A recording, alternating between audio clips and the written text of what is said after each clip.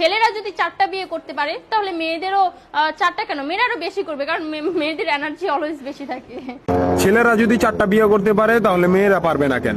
অবশ্যই পারবে, কারণ নারী পুরুষ সমান অধিকার। আর যদি একটা কথাই চিন্তা করি তাহলে মেয়েদের চেন কোনো কাজে লাগে না, চেন খুলে মুতার অধিকার তো তাদেরও আছে।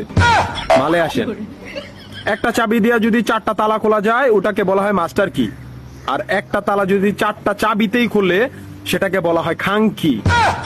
ধরেন আপনি 4টা ইঁদুর পালেন, আপনার কাছে গর্ত আছে একটা, বাহিরে অনেক বৃষ্টি, বুঝেনি তো ওয়েদার ডিমান্ড, এখন 4টা ইঁদুরের একসাথে গর্তে ঢুকতে হবে, তখন আপনি কি করবেন? ধরলাম উপরে নিচে মিলাই আরো 2টা আছে, হ্যাঁ, তাহলে 4 নাম্বার ইঁদুরটা কই যাবো? কানের ফুটা দা না নাকের ফুটা দিয়া? হ্যাঁ, তার মধ্যে মাসের মধ্যে 7 দিন থাকে লকডাউন। আমি মানি, আমি না শুধু সবাই মানে মেয়েদের অনেক পাওয়ার, মেয়েদের অনেক এনার্জি। তাহলে দেশের মধ্যে ঘন ঘন লোডশেডিং হয় কেন? আমার মাথায় কোনোভাবেই ঢোকে না। একটা ছেলে যদি 4টা বিয়ে করে, 4টা ঘরে যদি 10টা সন্তান থাকে, তারপরও বাপের নামে একটাই থাকবো।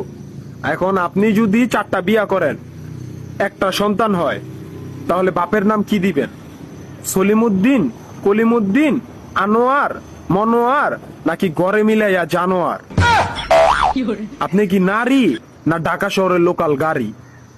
30টা সিট ফুল, 20 জন দাঁড়ানো, তারপরও বলে পিছনে সিট খালি, ওঠেন তাড়াতাড়ি, পিছনে সিট খালি, ওঠেন তাড়াতাড়ি। শুধু এই সমস্ত মেয়েদের কারণে পুরা নারী জাতির সম্মানহানি হয়। আমাদের উচিত সিটি কর্পোরেশনের কুত্তা মারার ইনজেকশন দিয়া এদেরকে মেরে ফেলা, যাতে এদের জন্য অন্য কোনো মেয়েদের কেউ খারাপ নজরে না দেখে। মারানি কোনানকার।